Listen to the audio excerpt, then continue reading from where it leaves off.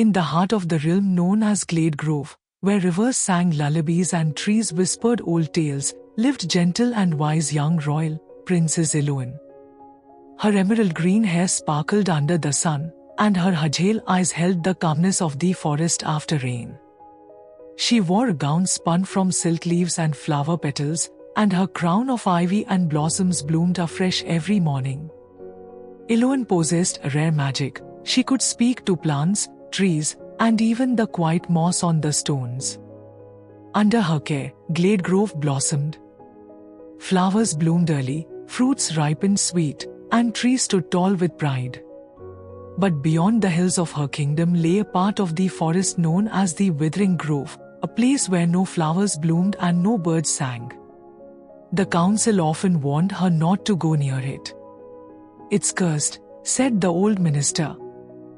"The trees are silent there. Nothing grows. It's been like that for decades." But Elowen, curious and full of heart, wanted to understand why. "If something is dying, it needs help, not fear," she said. So, one misty morning, Elowen slipped away with only her dear companion, Mira, and journeyed through thick vines and fog. As she stepped into the Withering Grove, the warmth faded. The trees were bent and brittle, leaves blackened and fallen, and the air was thick with silence. "Hello," she whispered, pressing her palm to a tree trunk. No answer.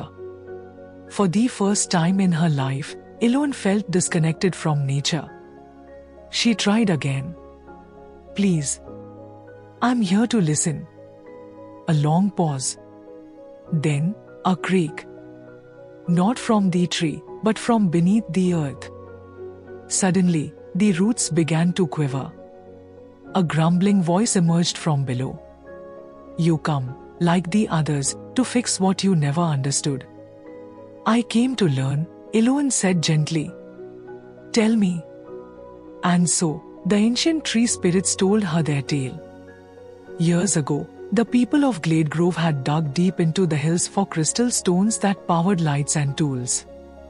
The digging had severed the roots of many trees. Without their roots, they couldn't draw water. And without water, they slowly withered. "No one ever asked what we lost," groaned an ancient oak. "They took and left. And we faded." Elowen's heart ached. "I didn't know. I promise, we will not take any more. We will heal you." But the forest didn't want empty promises. They asked Elowen to prove her sincerity. "You must stay here one full moon cycle. Listen. Tend to us. Without using your magic." It was a hard choice. But Elowen agreed. Days passed. She built a small shelter from fallen branches. She fetched water from a spring far away. She sat by each tree, listening to their pain, singing lullabies, brushing away dust and broken bark. Mira brought her berries and kept watch at night. On the final night, as moonlight bathed the grove, something incredible happened. A tiny green shoot sprouted from the base of dead tree. The forest sighed in relief. "You listened. And now, we grow." With permission from the grove, Elowen called upon her magic one last time. Her hands glowed with green light as she knelt and touched the earth.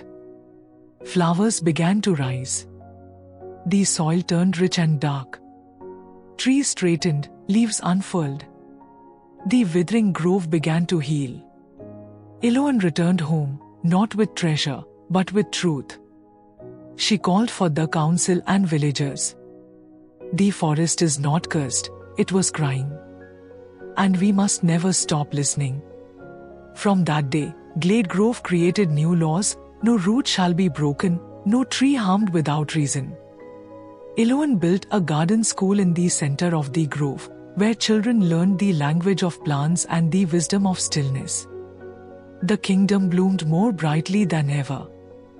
And Princess Elowen, the girl with ivy in her crown and empathy in her soul, became known as the voice of the green.